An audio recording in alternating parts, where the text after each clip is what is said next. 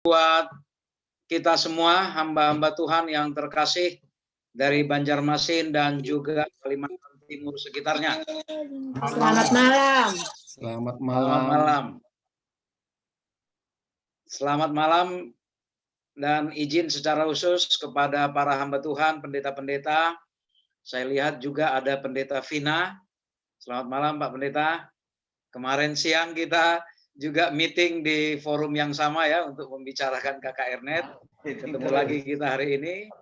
Kepada pendeta Sinaga, pendeta Erik Salim, mungkin kalau ada pendeta lain yang saya belum sempat sebut dan belum kenal, saya mohon izin untuk mengambil alih waktu ini sedikit. Dan juga terima kasih kepada lagu spesial tadi ya dari keluarga pendeta Sinaga, ya trio ya, sangat luar biasa. Baiklah, saya lihat ada juga dari Bontang, ada dari Balikpapan juga ini ya. Selamat ulang tahun juga buat Ibu Frida ya. Kemarin Ibu Frida ulang tahun ya. Lebih sehari saya mengucapkan sekarang, tapi kemarin saya sudah sampaikan selamat ulang tahun. Ya, kiranya Tuhan menambahkan umur yang panjang dan kesehatan. Baik, langsung saja saya kira saya mau sampaikan materi kita ini kembali ya. Memang kita di Advent kita beruntung walaupun saya kira materinya bisa saja diulang-ulang, tetapi sangat berguna bagi bagi kita rumah tangga, baik saya pribadi yang sebagai pembicara maupun kita juga untuk sekaligus refreshment ya, penyegaran ya, untuk mengingatkan kembali bahwa pelajaran rumah tangga adalah pelajaran seumur hidup yang tidak pernah ada lulusnya. Kembali saya mohon izin tidak bermaksud menceramahi para orang tua kami senior di sini. Oh ya, ada Pendeta Rakmeni juga. Permisi Pendeta Rakmeni. Ya. Baik, judul pelajaran kita malam ini yaitu pernikahan yang sehat ya. A healthy marriage ya. Pernikahan yang sehat. Jadi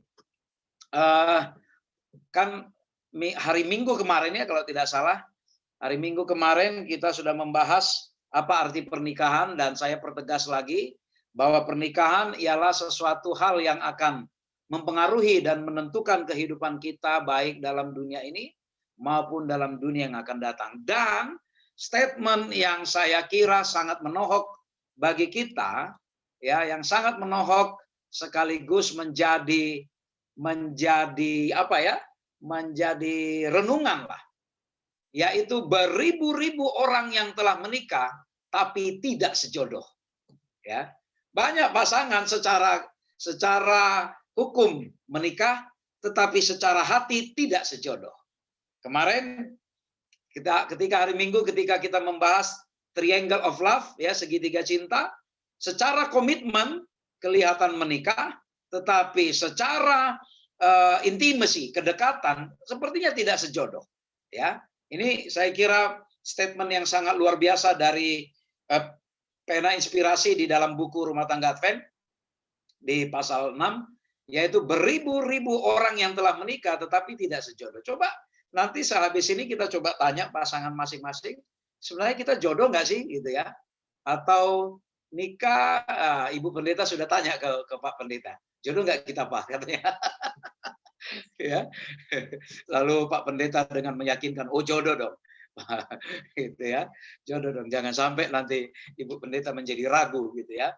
Ya, ini saya kira sebuah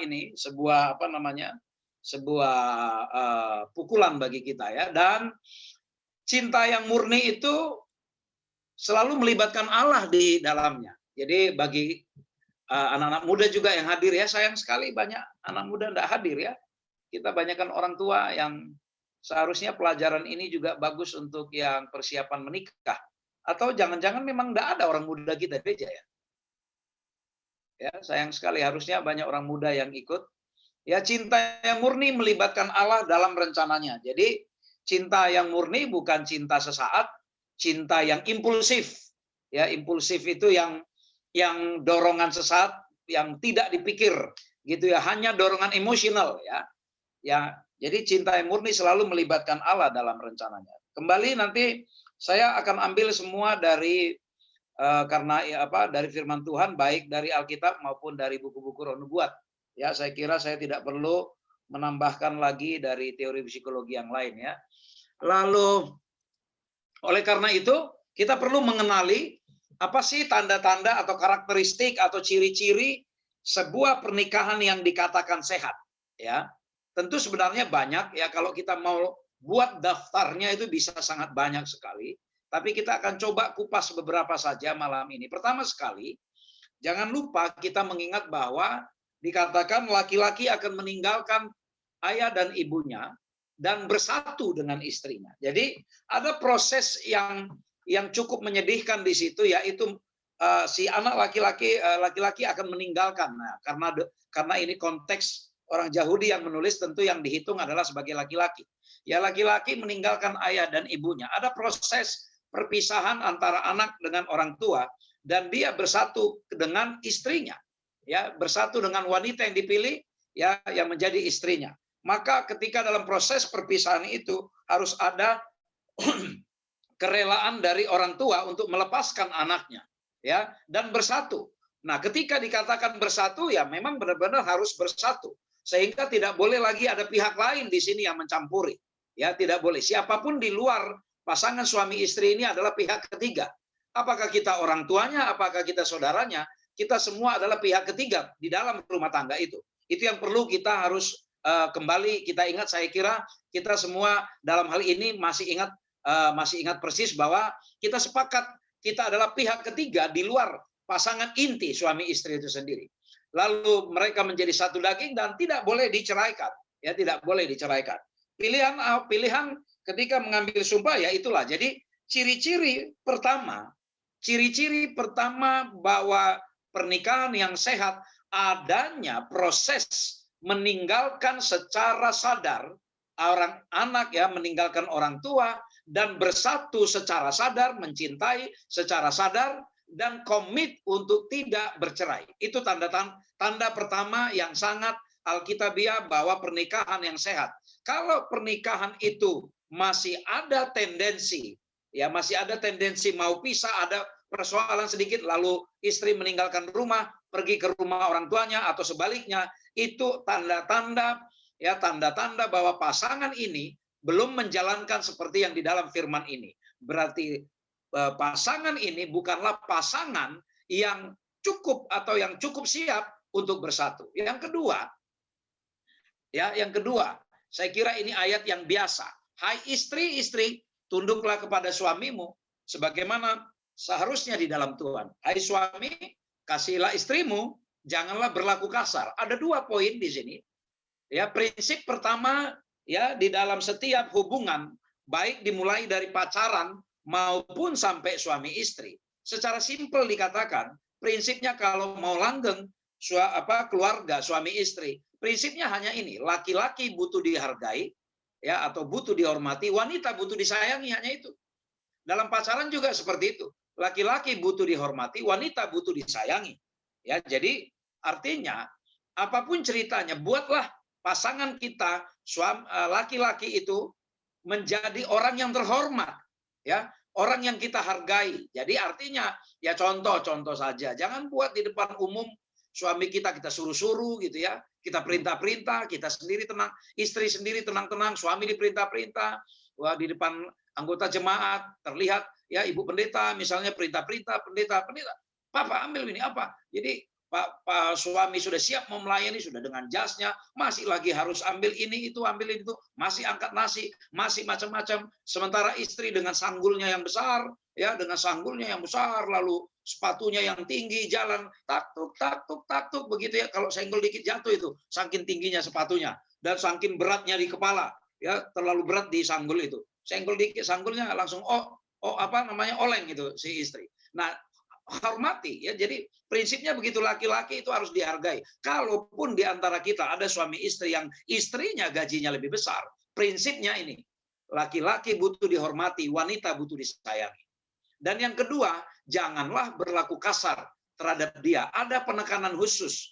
Banyak fenomena laki-laki kasar bicara ke istrinya.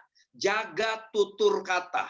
Tapi bukan berarti istri juga tidak ada yang kasar. Ada juga istri yang kasar ya kepada suami. Tapi fenomena yang paling banyak itu suami kasar ya kepada istri, ngomong memerintah dengan nada yang sangat tinggi. Itu yang kedua.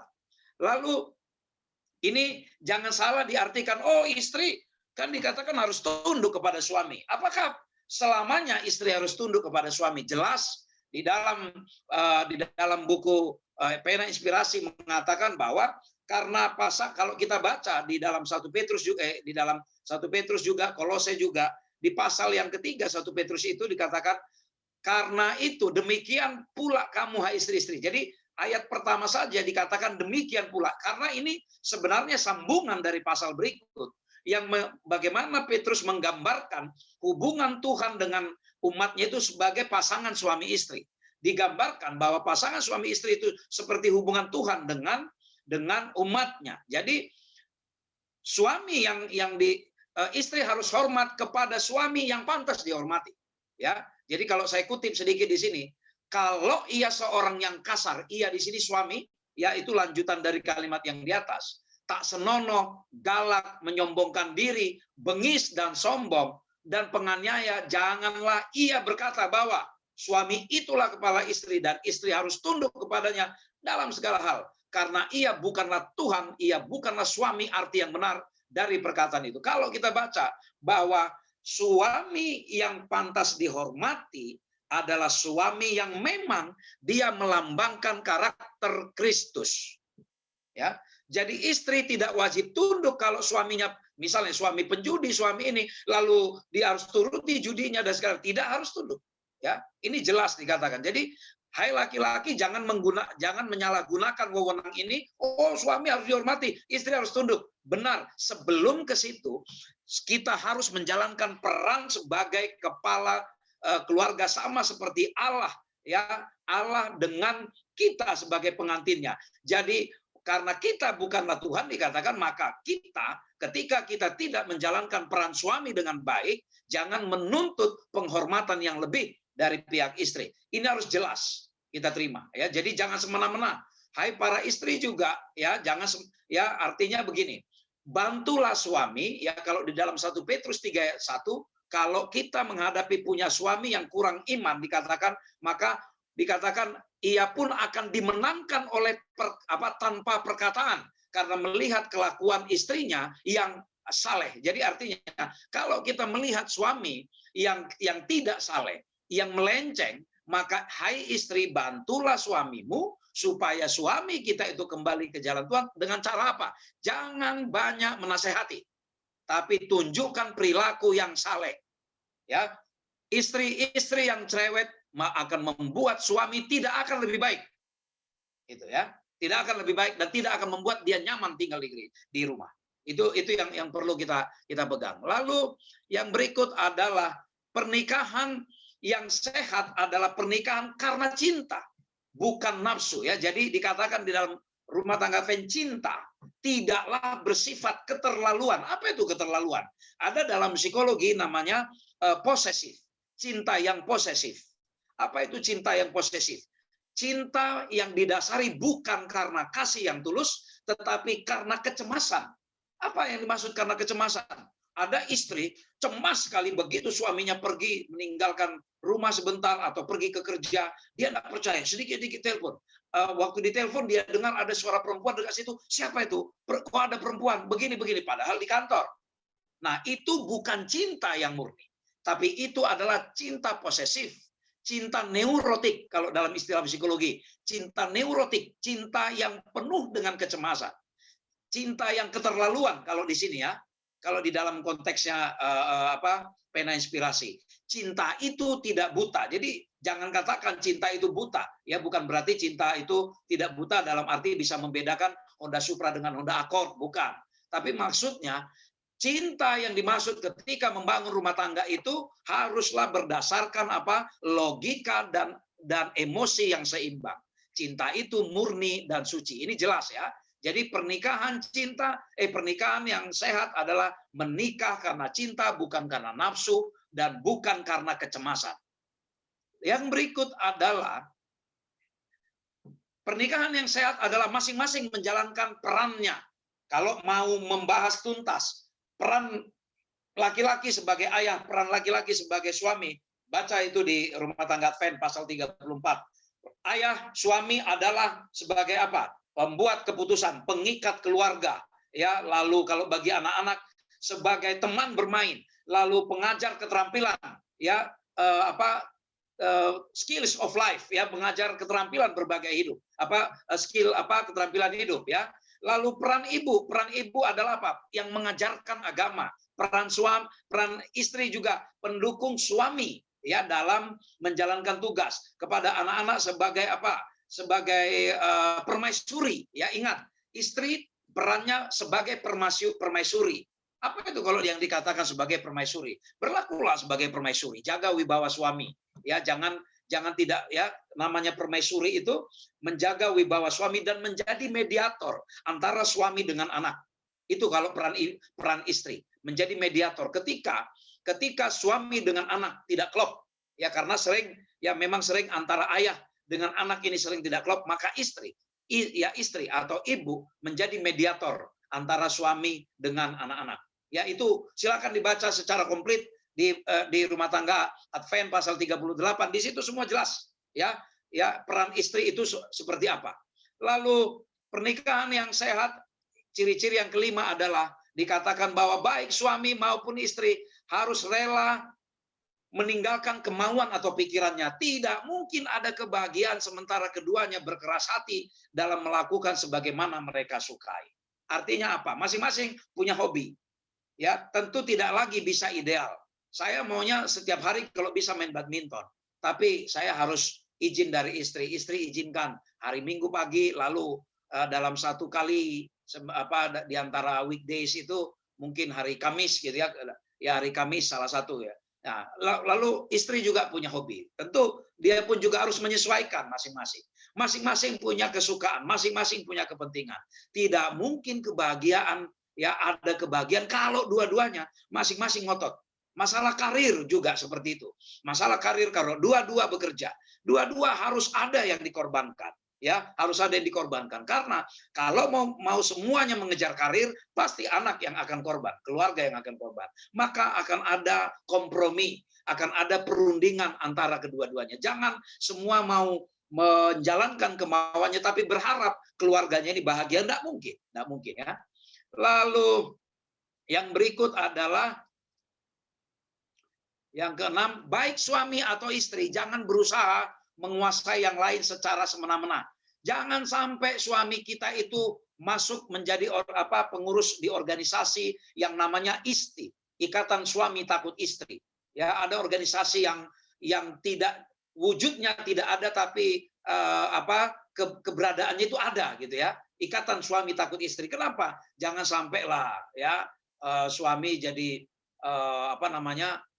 hilang wibawanya, ya.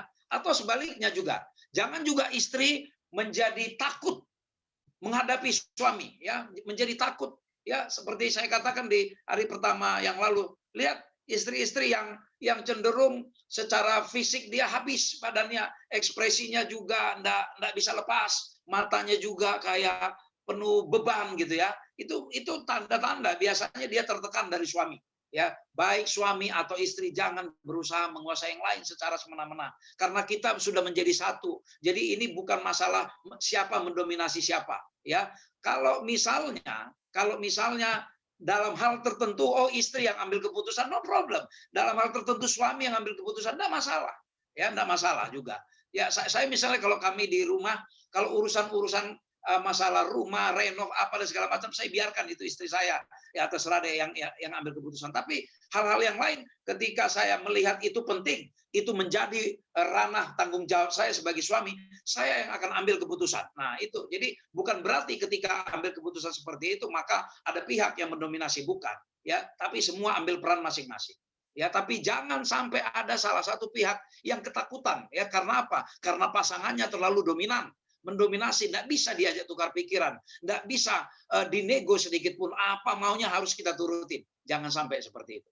Lalu pernikahan yang sehat adalah pernikahan yang masing-masing pihak menjalankan hak dan kewajiban secara sehat. Kalau kita baca di buku Rumah Tangga Advent pasal 18 ini sebenarnya lebih kepada bagaimana kita menjalankan karunia dari Tuhan, yaitu hubungan seksual antara suami istri, supaya masing-masing melihat hubungan pernikahan ini bukanlah hubungan seperti yang saya katakan kemarin, bukanlah sebagai cara yang melegalkan perzinahan, bukanlah sebagai cara yang melegalkan nafsu kita, tetapi karunia hubungan suami istri ini adalah sebuah pemberian dari Tuhan yang merekatkan komunikasi kita.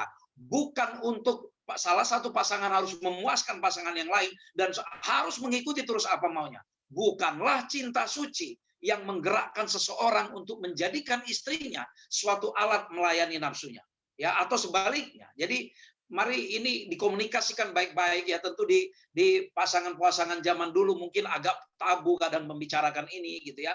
Tapi tentu kita yang hidup di zaman era keterbukaan ini, mari ini dibicarakan baik-baik. Jangan ada sebuah kegiatan hubungan seksual dilakukan ketika salah satu pihak tidak secara rela melakukannya.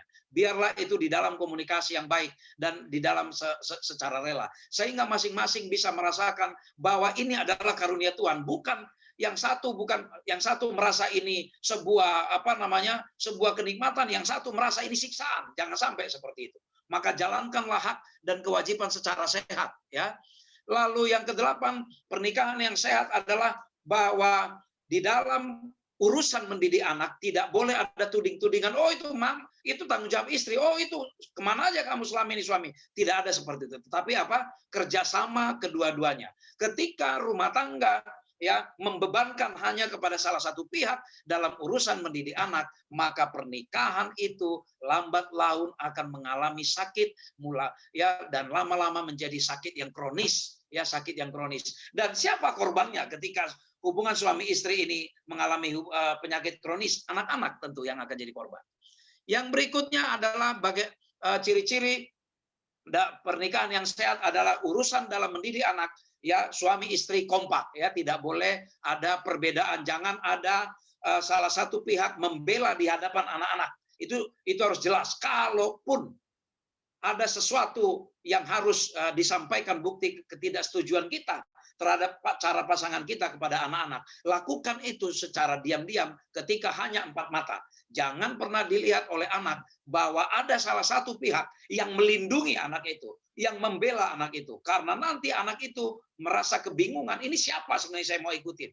Dan sebagai anak tentu dia akan pergi ke pihak yang melindungi, tetapi sebenarnya yang melindungi belum tentu benar. Dan umumnya yang terjadi ketika anak itu menjelang dewasa, justru musuh terbesarnya adalah orang tua yang suka melindungi si anak tadi. Ini jelas. Ya, jadi pernikahan yang sehat, kedua pasangan harus kompak di dalam mendidik anak. Baru yang berikut adalah membuat pasangan menjadi prioritas. Ya, jadi ada sebuah statement yang sangat bagus di sini dikatakan, berusahalah dengan sekuat tenagamu menjadikan kehidupan istrimu senang dan berbahagia. Ya, pakailah firman Allah sebagai penasihat. Kalau pasangan masing-masing, ya, setiap pasangan baik suami atau istri semuanya berpikir untuk mengedepankan, untuk menjadikan pasangannya yang berbahagia dan senang, saya kira inilah pernikahan yang paling sehat. Tidak hanya memikirkan bagaimana dirinya sendiri sehat. Ketika suami makan, dia ingat apakah istrinya juga makan yang enak. Ketika istri masak masakan yang enak, dia juga akan pikirkan, oh ini nanti untuk suami. Ya, jadi itu contoh-contoh kecil, ya. Jangan sampai kita masing-masing, apalagi kalau masing-masing sudah kerja, masing-masing punya uang sendiri. Kan masing-masing sudah punya uang, suka sendiri. Ya, lalu enggak pikirkan lagi enggak pikirkan lagi pasangan masing-masing. Atau karena suami kerja, istri enggak kerja, lalu istri harus mengelola uang yang sudah dijatah itu, ya, lalu dia dengan segala usaha bagaimana supaya uang ini bisa cukup, lalu suami misalnya akhirnya tidak memikirkan istri untuk berbahagia sendiri. Saya kira itu bukanlah ciri-ciri pasangan atau pernikahan yang sehat. Baru ciri-ciri pernikahan yang sehat adalah bila mana di dalam pernikahan itu ada aturan, di dalam rumah itu ada aturan, ya, karena jelas di dalam tulisan Rasul Paulus 1 Korintus 14 ayat 40, segala sesuatu harus berlangsung dengan sopan dan teratur. Ya, di rumah juga setiap rumah tangga Kristen itu harus punya peraturan. Dan orang tua haruslah jadi teladan. Sering terjadi peraturan adat, tapi orang seolah-olah menjadi perkecualian bagi orang tua. Peraturan hanya berlaku bagi anak. Hey, anak-anak tidak boleh pakai handphone, tapi orang tuanya banyak waktu pakai handphone. Anak-anak tidak boleh begini, tapi orang tuanya boleh. Ya, itu artinya peraturan yang tidak adil bagi semua pihak. Peraturan yang baik adalah peraturan yang dibuat berdasarkan kesepakatan oleh si penghuni rumah itu. Nah, yang pasti jangan sampai rumah itu tidak ada aturan. Ya, mau pulang jam berapa, mau pergi jam berapa, nggak ada aturan. Mau bangun jam berapa, nggak ada aturan. Mau makan apa, tidak ada aturan. Ya, mau pergi ke gereja mana, tidak ada aturan. Ya, mau pergi misalnya mau pakai pakaian apa ketika ibadah, tidak ada aturan. Bahaya sekali ketika rumah tidak ada aturan.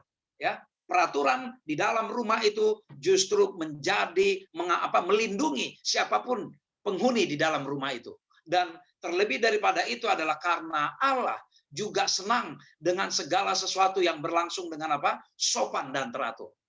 Lalu yang berikut adalah memiliki perencanaan keuangan. Ya, bicara perencanaan keuangan bukan masalah apakah kita punya uang banyak atau tidak, tetapi ini adalah masalah mental, apakah kita bisa mempersiapkan perencanaan keuangan. Ini bagi kami keluarga ini terus terang masih cukup sulit juga menjadi persoalan di dalam perencanaan keuangan karena kita anak-anak masih kecil, jadi kita memang lebih banyak invest untuk nanti anak-anak ketika ketika menjelang dewasa, sehingga kita lebih fokus kepada pendidikan mereka dulu gitu ya. Tetapi saya kira ini adalah pelajaran yang baik, dan kita di denominasi kita di Advent, saya kira kita perlu banyak belajar keuangan secara rinci. Ya, memang di buku-buku Ellen G. White jelas dikatakan memang ya harus menabung, contoh kayak ini ya, kapan waktunya menyimpan dan kapan untuk membelanjakan. Tetapi secara teknis saya melihat masih jarang pengetahuan dibagi di dalam seminar-seminar kita, terutama di dalam seminar-seminar rumah tangga. Sebenarnya menyimpan uang itu seperti apa? Berapa persen yang disimpan? Berapa persen untuk belanja? Berapa persen untuk dana sosial? Berapa persen kalau harus hutang? Berapa persen maksimum? Tidak ada, belum ada perencanaan sampai ke sana. Kalau kita misalnya katakanlah mau belanja sesuatu, mau kredit sesuatu, berapa persen maksimum sebenarnya kita boleh kredit dari penghasilan kita? Kalau kita misalnya mau membeli aset yang seperti apa supaya aset kita sehat? Ada aset yang liquid, yang cair, ada aset yang pribadi sifatnya, ada aset yang bersifat aset investasi. Berapa persen ini masing-masing perbandingannya? Saya kira ini adalah pelajaran penting yang mungkin perlu dibuat di sesi-sesi khusus di setiap gereja-gereja kita, karena di buku Ellen G. White masih belum banyak detail membahas seperti apa, tetapi poin utamanya memang dikatakan bahwa kita harus belajar kapan waktunya menyimpan dan kapan waktunya membelanjakan. Rumah tangga atau pernikahan yang sehat adalah pernikahan yang memiliki perencanaan keuangan, ya. Lalu keterbukaan dalam hal uang, ya, keterbukaan dalam hal uang. Rumah tangga yang sehat adalah jika suami istri terbuka dalam hal uang, tidak ada main belakang, ya, tidak ada main belakang, tidak ada curiga. Ya, tidak ada lagi misalnya contoh katakan misalnya saya dengan istri, kalau istri berurusan sama keluarga istri yang di Jawa, langsung saya curiga, berapa kamu kasih? Kenapa begini? Tidak perlu sampai seperti itu, karena ada keterbukaan. Banyak rumah tangga di Advent saya menemukan masih belum terbuka dalam hal uang antara suami istri. Ini jelas, ya. Banyak yang belum terbuka. Akhirnya banyak yang main tangan belakang. Ya, mau membantu keluarga suami, dia main tangan belakang ketika istri tidak tahu. Istri mau bantu keluarga dari pihak keluarganya, dia main tangan belakang ketika suami tidak tahu. Ciri-ciri pernikahan yang tidak sehat adalah ketidakterbukaan dalam hal uang. Dan yang kedua, ya, terutama kita para suami yang bekerja, yang istri tidak bekerja. Karena ini dulu tulisan Ellen G. White ditulis konteksnya masih jarang dulu perempuan yang bekerja. Sekarang karena era emansipasi, tentu ini tidak begitu berlaku bagi semua pasangan. Ini hanya berlaku bagi pasangan suami yang suaminya kerja tapi istrinya enggak. Apa dikatakan? Kamu harus saling membantu. janganlah engkau menganggap baik untuk menjaga ketat kunci perbandaharan sehingga tidak mau memberi uang kepada istrimu. Kasihan sekali ketika pergi ke tempat umum misalnya, ya ketika pergi ke tempat umum mau bayar apa-apa ditangan-tangani, mau kasih persembahan di gereja, suami keluarkan uang baru kasih ke istri di depan umum. Kasihan sekali itu istri. Ya, engkau harus membebaskan istrimu untuk menggunakan sejumlah uang tertentu dan terserah bagi dia menggunakan uang itu. Jangan hanya ada uang laki-laki, uang perempuan juga perlu ada. Ya. Ini jelas nih. Ya, jangan ini masalah uang. Salah satu ada dua masalah utama di dalam rumah tangga. Pertama sekali apa? Masalah uang. Ya. Pertama adalah masalah mendidik anak, yang kedua masalah uang. Ya, masalah uang. Ya, yang ketiga masalah hubungan seks. Ini ada 3 penyebab terbesar persoalan rumah tangga. Pertama masalah anak, masalah uang, ya, lalu masalah hubungan seksual. Ya, jadi ini perlu sekali, ini masalah keterbukaan dalam hal uang. Jangan sampai ada pihak yang merasa harus merasa dijatah-jatah, mau beli bakso aja takut karena apa? Nggak ada uang, harus nunggu suaminya dulu, atau kalau dibolehin baru makan bakso. Kasihan sekali. Ya, tidak boleh seperti itu.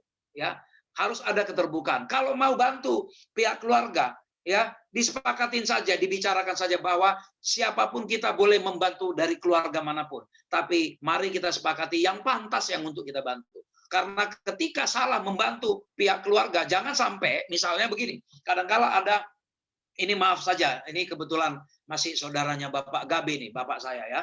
Salah satu kelemahan bapak saya dulu ini, almarhum bapak saya itu sangat hebat dalam hal dalam hal kerohanian dan segala macam. Tapi salah satu kelemahannya adalah memperlakukan saudaranya dari keluarga Tobing. Ya, kami ini keluarga miskin, tapi begitu datang kalau dari keluarga Tobing, ada selalu yang bisa dikasih oleh orang tua saya. Saya ingat ada 2 peristiwa traumatik bagi saya, ya. Ada 2 peristiwa traumatik bagi saya yang saya ingat sampai sekarang, dan saya tidak mau mengulang itu ke anak saya. Dulu ketika saya masih kecil dibawa ke Tarhutung, ke kampung Tobing, ke kampung marga kami, lalu mengukal huli ya istilahnya, membongkar apa itu namanya, bagi yang bukan orang Batak, jadi tulang belulangnya dibongkar, disatukan, ya itu tulang belulangnya opung kami. Lalu di zaman dulu awal 80-an ya, awal 80-an, dan di kampung yang sangat pelosok sekali, jalan kaki 8 jam saya kira, dan sangat trauma saya jalan ke sana dulu itu ya. Sekarang baru ada aspal baru ya. Lalu kalau dulu enggak ada, jalan 8 jam. Lalu datanglah tukang es krim. Ya, datanglah tukang es krim. Sebenarnya sih bukan es krim, tapi apa itu yang corn dari corn itu ya. Es krim di kampung lah gitu ya. Lalu sepupu saya, saudara-saudara itu semua dijajanin oleh bapak saya. Saya masih kecil, kelas 3 SD. Saya datang ke bapak, Pak, untuk aku mana? Jangan biasakan jajan-jajan. Bayangkan, saya ada di kampung opung saya. Anak-anak yang lain dikasih jajan, saya tidak dibolehin. Kedua kali lagi terjadi ketika saya SMP. Di rumah bapoda saya di daerah Serblawan. Begitu juga pas ada pesta. Dan itu sangat membekas bagi saya. Sangat membekas. Saat itu saya selalu bertekad, tidak akan pernah saya buat anak saya seperti itu. Saya boleh sayang sama sama keponakan-keponakan, tapi tetap anak nomor 1. Tidak akan pernah keponakan nomor 1. Anak yang nomor 1. Nah, itu. Jadi saya pastikan anak saya dulu beres, baru keponakan yang lain. Nah, sama dengan istri kita sepakat seperti itu. Jangan menjadi persoalan ini masalah uang. Ya, bukan karena masalah uang besar atau uang kecil. Ya, uang besar, ya, uang yang banyak bisa jadi masalah, uang yang kecil juga jadi masalah. Tapi bisa juga tidak masalah ya, baik uang kecil maupun uang besar. Yang jadi masalah adalah kalau nggak ada uang sama sekali ya, memang nggak ada yang mau dikelola. Itu baru repot ya namanya. Mau bagaimana ilmu perencanaan keuangan kalau uangnya nggak ada gitu kan? Mau gimana ya? Uang siapa yang mau dikelola, uangnya nggak ada. Tapi dalam arti begini ya, bahwa prinsip ya, kalau ada anak muda yang hadir, dibicarakan sejak awal bagaimana nanti teknis pengelolaan keuangan ya. Mungkin para pendeta juga ada hadir di sini, biasa memberikan konseling. Ada anggapan lama bahwa yang mengelola uang itu harus istri, tidak juga. siapa yang lebih pintar mengelola uang, itulah lebih baik jadi bendahara di rumah. Ya, itu yang lebih baik. Tapi ketika kita tampil ke depan umum, misalnya ada di pesta, ada di mana, janganlah juga semua ditangan-tangani. Kasihlah prinsip ini ya, kasihlah masing-masing uang pegangan. Ya, kasih masing-masing uang pegangan supaya ada kemandirian ketika kita berada di sebuah komunitas, ya. Itu poin yang ini. Lalu jika ada konflik, diselesaikan secara dewasa, ya. Jangan diam enggak selesai, lalu masing-masing menyimpan, lalu nanti pelan-pelan baik sendiri, tapi persoalan-persoalan yang lama tidak pernah dikomunikasikan. Mengkomunikasikan persoalan bukan berarti untuk meributkan kembali, tetapi mencari jalan keluar. Lalu yang berikut adalah berlomba memaafkan. Hati istrinya, ini saya senang sekali kalimat ini. Hati istrinya haruslah menjadi kuburan tempat menyimpan segala kesalahan suami. Dan hati suami harus menjadi kuburan tempat menyimpan segala kesalahan istrinya. Pasal 27 rumah tangga Advent. Jadi sebesar apapun kesalahan masing-masing, biarlah kita sediakan sebuah kuburan di dalam hati kita untuk mengubur. Namanya mengubur itu bukan hanya memaafkan, tapi juga melupakan. Benar-benar tidak ada lagi muncul ke permukaan karena sudah dikubur. Ada yang memang memaafkan tapi tidak melupakan. Jadi satu waktu muncul kesalahan itu, kamu dulu udah begini, ungkit lagi. Pasalan dulu juga begini, ungkit. Sudah 3 kali ini ya. Ya janganlah menghitung-hitung kesalahan pasangan kita masing-masing ya. Karena ini teman hidup kita. Kemungkinan akan muncul 70 kali, muncul 90 kali. Tapi biarlah hati istri menjadi kuburan tempat menyimpan segala kesalahan suami. Dan hati suami harus menjadi kuburan tempat menyimpan segala kesalahan istri. Dan ini yang penting, mengekspresikan rasa cintanya ke pasangan. Jangan berharap bahwa pasangan kita itu harus tahu apa yang ada di pikiran kita. Ekspresikan rasa cinta kita, baik melalui perkataan dan juga perbuatan, ya. Bukan juga hanya perkataan, oh Daddy, I love you. Giliran diminta, Daddy ambilkan dulu, oh ini Ando sebentar, dia kebetulan istrinya lupa. Alah, Ando aja nggak bisa kamu ambil. Lo katanya tadi I love you. Baru hanya minta ambilkan Ando aja udah nggak bisa, gitu ya. Lalu jadi perlu mengekspresikan rasa cinta. Mengekspresikan rasa cinta baik ketika berdua dan juga ketika di depan umum perlu. Kenapa? Ada kepuasan tersendiri, ada kebahagiaan yang tidak ada nilainya, yang tidak bisa dinilai ketika kita katakanlah menggandeng tangan istri kita secara mesra di depan halayak ramai. Ketika kita merangkul istri kita, ketika kita memberikan ciuman ke pipi istri kita ketika di acara-acara di tempat halayak ramai, itu adalah sebuah energi yang sangat baik. Tetapi jangan di depan umum terlihat mesra pas berdua kayak pasangan petinju. Ya jangan.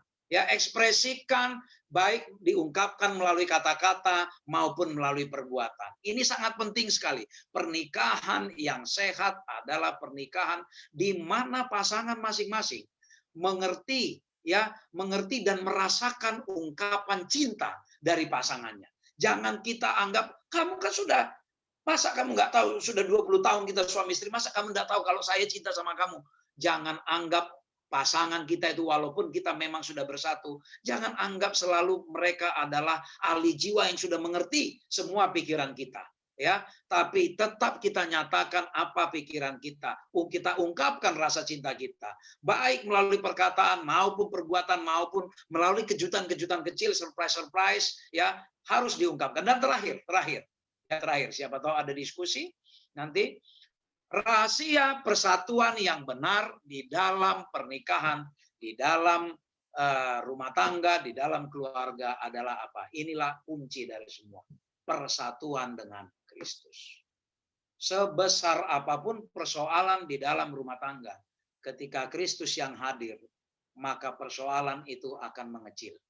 Tetapi sekecil apapun persoalan di dalam keluarga, di dalam hubungan suami istri, jika orang lain yang dihadirkan, kita curhat ke sana, curhat ke sini, curhat ke sana, curhat ke sini, bukan semakin membuat persatuan. Ada banyak keluarga pasangan suami istri kadang suka curhat ke temannya, suka curhat ke sana kemari.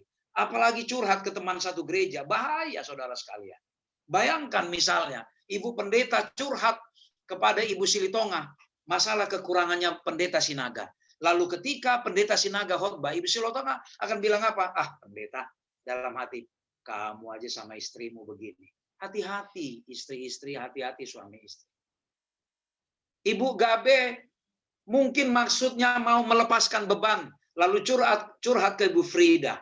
Satu waktu Pak Gabe dengan wibawanya menyampaikan firman Tuhan di gereja, datang Ibu Frida. Allah, di mimbar aja lo kelihatan berwibawa, istrimu aja nggak bisa kamu amankan. Jatuh semuanya. Jangan hadirkan orang lain di dalam keluarga. Rahasia persatuan yang benar di dalam keluarga adalah apa? Ketika kita bersatu dengan Kristus. Oh, boleh nggak kalau misalnya kita datang ke profesional, datang ke konselor seperti pendeta atau mungkin ke psikolog? Silahkan saja, silahkan.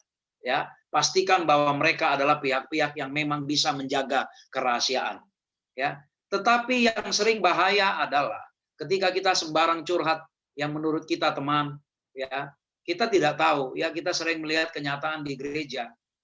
Ada pasangan atau keluarga-keluarga yang tidak harmonis.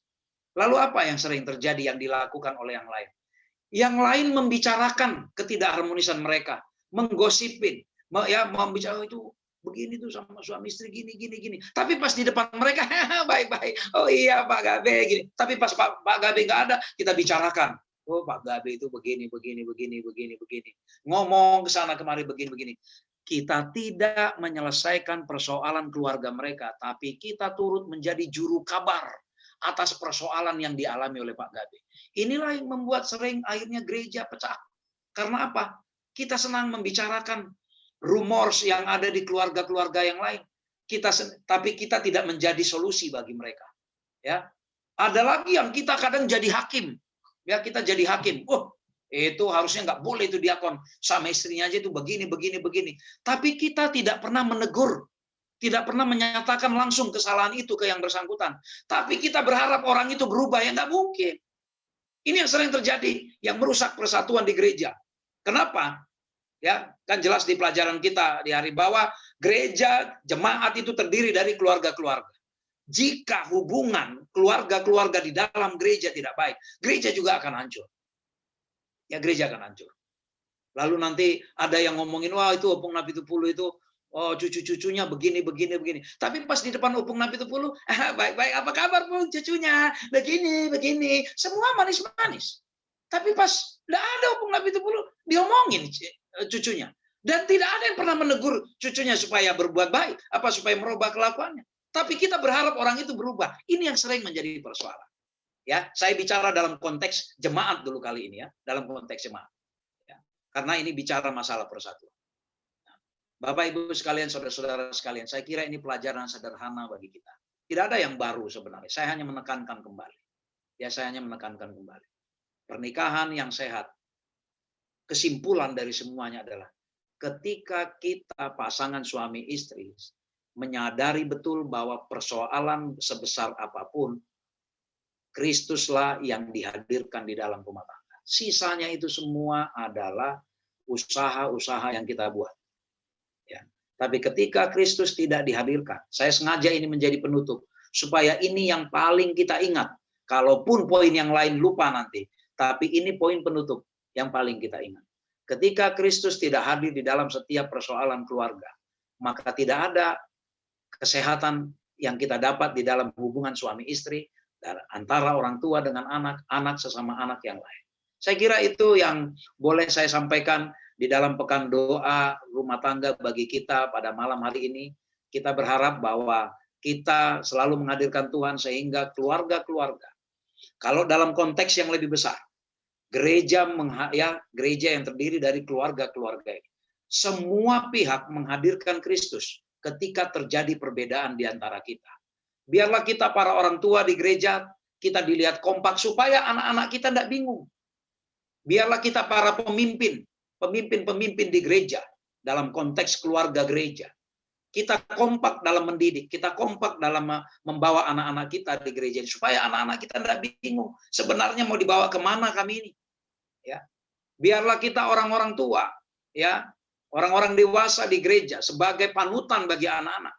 Kita juga didapati orang yang mempunyai jiwa penata layanan, yang jujur dalam hal uang, yang terbuka dalam hal keuangan, sehingga anak-anak kita juga melihat bagaimana Tuhan sudah begitu besar memberikan berkat-Nya melalui segala macam berkat waktu, talenta, uang, dan segala hal yang Tuhan berikan kepada kita. Saya kira karena ini pertemuan saya terakhir di dalam Pekan 2 Rumah Tangga, saya mungkin akan membawa konteks ini juga di dalam konteks jemaat. Ya, kalau rumah tangga kita tidak sehat, kembali sekali lagi, pernikahan yang tidak sehat di dalam rumah tangga, ketika dia hadir di gereja, pernikahan ini akan merusak kualitas hubungan antar keluarga di dalam gereja. Biarlah kita melatih bagaimana ya suami istri menerima satu sama lain kekurangan dan kelebihan. Demikianlah kita juga dalam berjemaat. Kita terlatih untuk menerima kekurangan dan kelebihan yang lain. Kita terlatih menerima kekurangan pendeta kita. Ketika pendeta kita ada kekurangannya, kita tidak koar-koar ke sana kemari, pendeta itu begini. Tapi marilah kita tutup kelemahan pendeta. Mari kita menjadi nilai tambah bagi pendeta. Mari kita terima kelebihan pendeta ini sebagai sebuah karunia. Yang tidak perlu kita cemburuin, wah pendeta bisa khotbah, saya juga bisa khotbah. Jangan menjadi saingan. Saya kira ini konteks di dalam kita berjemaat maupun di dalam kita berumah tangga. Bagi anak-anak muda, ya hadirkan Yesus, hadirkan Kristus ketika engkau sudah mulai merasakan cinta kepada lawan jenismu dan ketika mulai berpikir untuk membangun rumah tangga. Tanpa kehadiran Kristus, tidak ada pernikahan yang sehat yang kita bisa bangun. Kiranya Tuhan memberkati kita. Inilah pelajaran yang boleh saya bawakan malam.